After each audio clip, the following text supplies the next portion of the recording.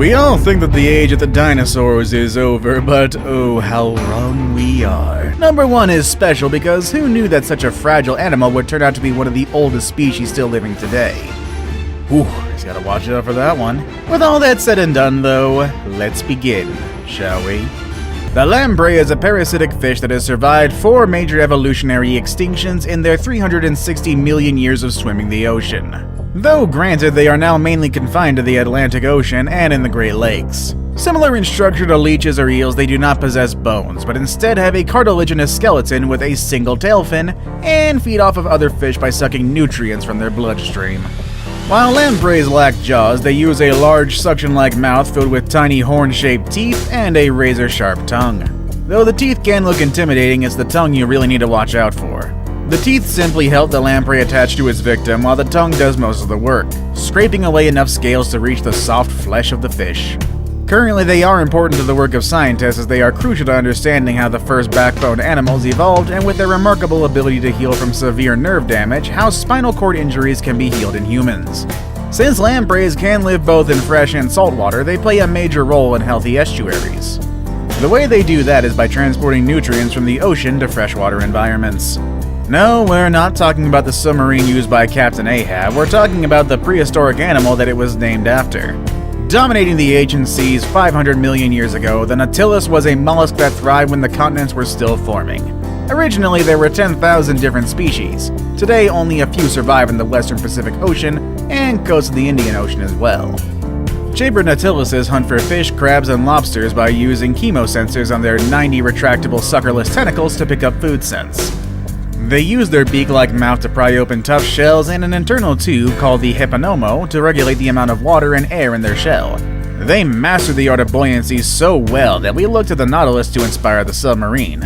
With breathtaking shells that come in an array of colors and patterns, the Nautilus is at risk of overharvesting. Additionally, they are considered a highly vulnerable species due to their low reproductive rates, slow growth, and late maturity. One of the largest, if not the largest, freshwater fishes in the world, the giant freshwater stingray grows upwards of 1.9 meters across and may reach 600 kilograms in weight. Its thin, oval pectoral fin disc is estimated to have evolved about 100 million years ago.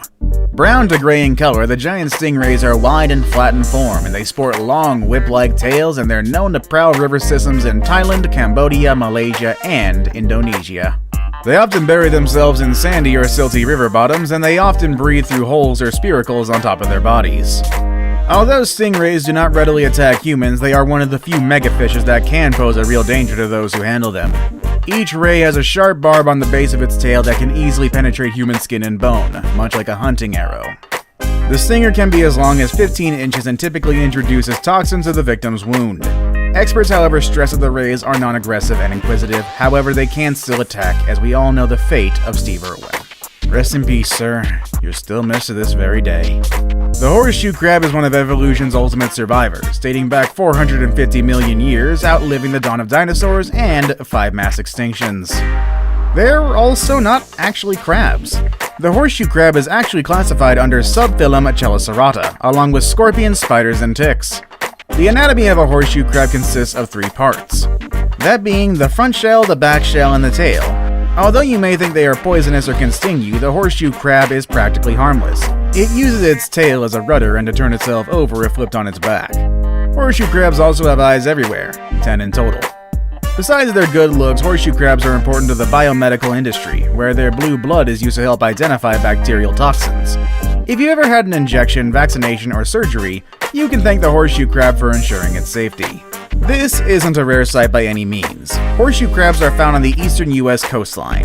You may have seen a horseshoe crab if you have visited Florida's beaches, and during the devastating 2018 red tide event in Florida, hundreds of horseshoe crabs washed ashore. Though they were once amazing at adapting to their environment, they are now facing extinction due to climate change, habitat loss, and overharvesting. Sharks in general are already universally thought of as prehistoric species, but this one shark species also looks the part. Researchers believe the frilled shark first existed about 95 to 150 million years ago. Although this particular shark is rather uncommon, there have been scattered reports of their existence all around the world. Some places they have been found include the eastern Atlantic around Norway, Ireland, and Scotland, the Western Pacific around Japan and Australia, and in the Eastern Pacific around California and Hawaii. These reports are uncommon simply because this crazy old sea serpent prefers to stay about 500 to 1,000 meters below the surface. Bilge sharks don't look like any other shark that you've seen before. They basically have the body of an eel, but their head with 300 trident-shaped teeth are definitely all shark. Just behind all those teeth are a set of 6-inch frilled gills, which obviously leads to the common name of this incredibly bizarre shark. The way the fins are organized on this shark leads to an odd-looking tail, which has been compared to the wings of a throwing dart. Thought to have gone extinct 65 million years ago, the coelacanth was rediscovered in 1938. The coelacanth is predicted to belong to a lineage that has been around for 360 million years, and it is a fish unlike many others. The coelacanth can live for longer than 60 years and is considered a member of the Osteichthychus taxonomic group that feeds on cephalopods and on other fish. What sets them apart, however, is their strange connection to the evolutionary process with terrestrial four-legged amphibians. Their four fleshy fins extend from their body and propel them in a way that resembles the alternate movement of fore and hind legs. Additionally, coelacanths possess a hinged joint in their skull to allow them to open their mouth wider, and a rostral organ, which is an electrosensory organ that allows them to detect prey. Both are characteristics that are no longer found in vertebrates today.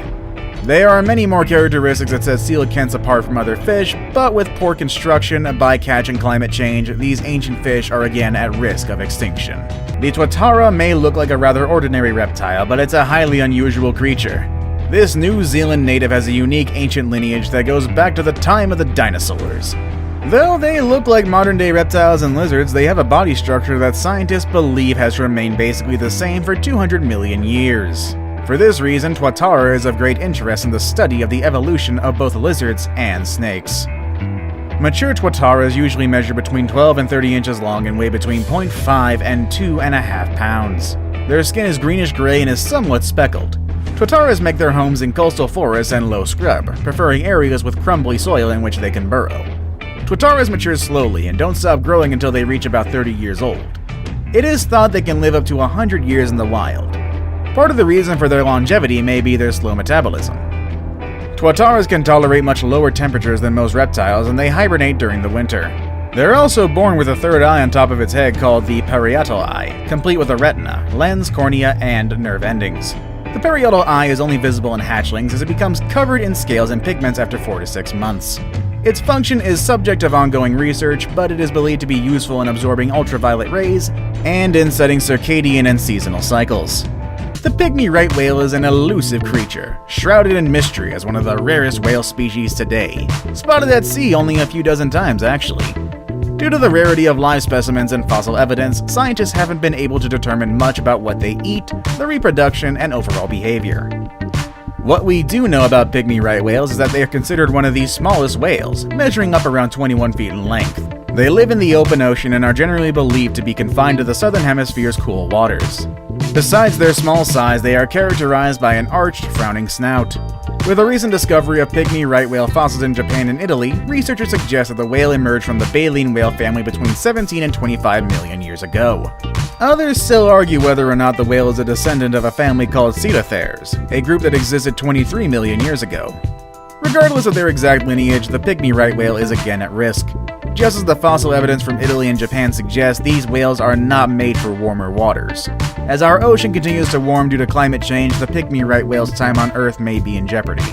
Our best pick is a no-brainer. Crocodilians are definitely an ancient species. People know this just by looking at them because unlike all of the other entries on this list, crocodilians resemble dinosaurs the most. This animal group doesn't only include crocodiles and alligators, they also include caimans, gharials, and false gharials. They appeared on the scene about 250 million years ago in the early Triassic period and are still going strong to this very day, with their modern counterparts showing little to no change from their ancient ancestors. While early crocodilians are small two-legged terrestrial animals, they abandoned their terrestrial lifestyle and turned to the water. This is when we begin to see the marine adaptations that characterize modern crocodiles and alligators: long bodies, splayed limbs, and narrow, flat, tooth-studded snouts with powerful jaws. Mind you, that is a necessary innovation.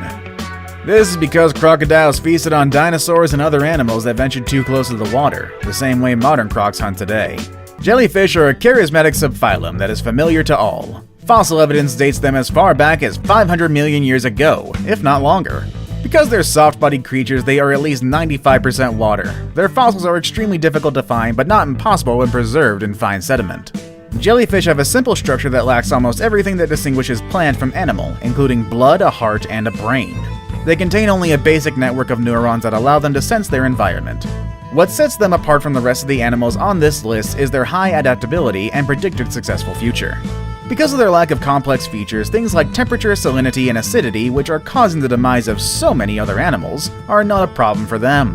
In fact, warm temperatures and dead zones are places where sea jellies thrive. And because their natural predator struggles in these changing environments, their number will only continue to grow. Did we leave any animal out? Of course we did, so make sure to let us know in the comments section below. Want to watch more videos about these amazing animals? Click on any of the videos you see on your screen. As always, everybody, thank you all for watching, and I'll see you all next time. Later, everybody!